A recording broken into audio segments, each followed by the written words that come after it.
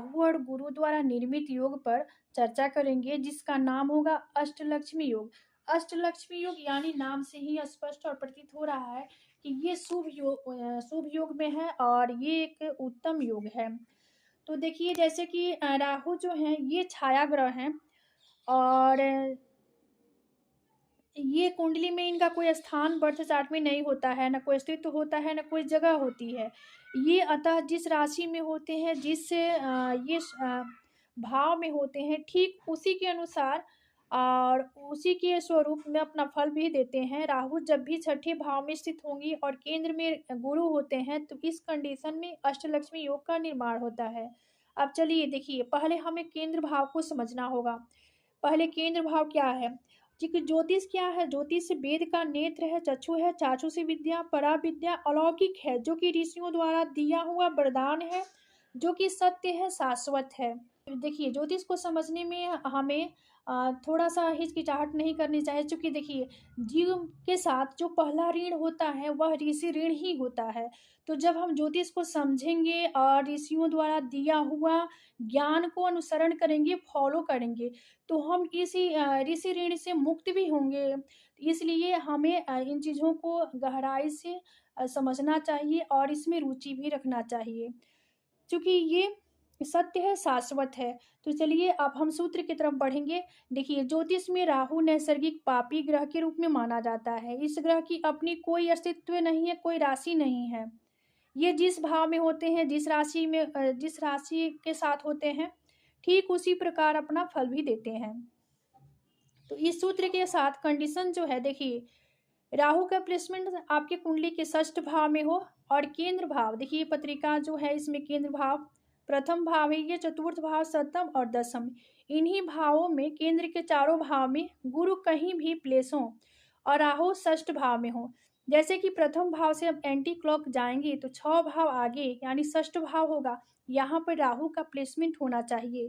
तो इस कंडीशन में ये अष्टलक्ष्मी योग का निर्माण होता है। ये शुभ योग है, और अष्टलक्ष्मी योग में राहु अपना पाप प्रभाव भूल कर, त्याग कर, अपना सौभाग्य को त्याग कर गुरु के समान उत्तम फल भी देते हैं। और ये अष्टलक्ष्मी का जो प्रकार है, जो कि इस प्रकार है, इसको भी थोड़ा सा हम जान लेते हैं। देखिए, पहला जो है आदि लक्ष्मी, दूसरा धन लक्ष्मी, तीसरा गज लक्ष्मी, चौथा संतान लक्ष्मी, पांचवा वीर लक्ष्मी, छठवां भाग लक्ष्मी, और सातवां विजय लक्ष्मी, आठवां विद्या लक्ष्मी। ये सब लक्ष्मी का प्रकार है। अब इसके फल प्रभाव पे भी चर्चा कर लेते हैं। और देखिए, ये एक बर्थ चार्ट भी है, आपके सामने होगा। देखिए, इस पत्रिका में ये अष्टलक्ष्मी योग का निर्माण हो रहा है। गुरु जो है लग्न में है, अष्टम में राहु है। तो इसको आप समझ सकते हैं। आप अपने पत्रिका के अकॉर्डिंग इसको देखिए। केंद्र स्थान में गुरु का प्लेसमेंट होना चाहिए, षष्ठ भाव में राहु हो। इस कंडीशन में यहाँ पर यह शुभ योग का निर्माण होता है। देखिए, राहु जो है ना, ये छाया ग्रह है, पाप ग्रह है, क्रूर ग्रह है, और केतु राहु का कोई अस्तित्व होता नहीं है। लेकिन देखिए, ये अधिकतर देखा गया है कि कुंडली में ये अशुभ योग का ही निर्माण करते हैं, यानी राहु केतु से जो योग का सृजन होता है, ये दुर्योग ही होता है।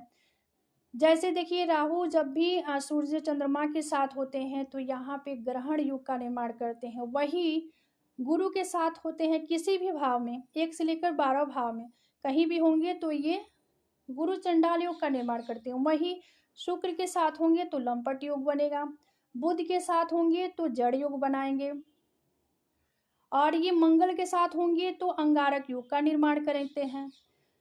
मंगल के साथ होंगे तो अंगारक योग बनाएंगे, वही शनि के साथ होंगे तो श्रापित योग का निर्माण करते हैं। यानी कहीं भी राहु किसी ग्रह के साथ होंगे तो ये अपना अशुभ प्रभाव ही देते हैं, इनका निगेटिव रिजल्ट ही मिलता है। लेकिन ये जो है राहु और गुरु का संबंध इस प्रकार से होगा जब भी, तो यहाँ पर एक शुभ और उत्तम योग का निर्माण होता है।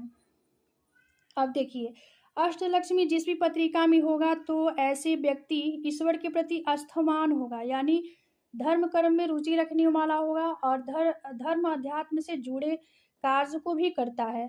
ऐसे लोग व्यक्तित्व के धनी होते हैं, यानी इनका व्यक्तित्व उत्तम होता है। ऐसे लोग को जस मान सम्मान पद प्रतिष्ठा की प्राप्ति भी होती है, वही नेम फेम और स्टेटस की भी प्राप्ति होती है। वही लक्ष्मी देवी की कृपा विशेष रहती है ऐसे लोगों पे जिनके बर्थ चार्ट में ये ऐसा योग का राहु और गुरु के साथ योग बनता है जब भी कुंडली में, तो ऐसे लोगों पे यानी अष्टलक्ष्मी योग जब भी कुंडली में होगा तो ऐसे लोगों पर लक्ष्मी मेहरबान भी होती है, यानी लक्ष्मी देवी की विशेष कृपा रहती है।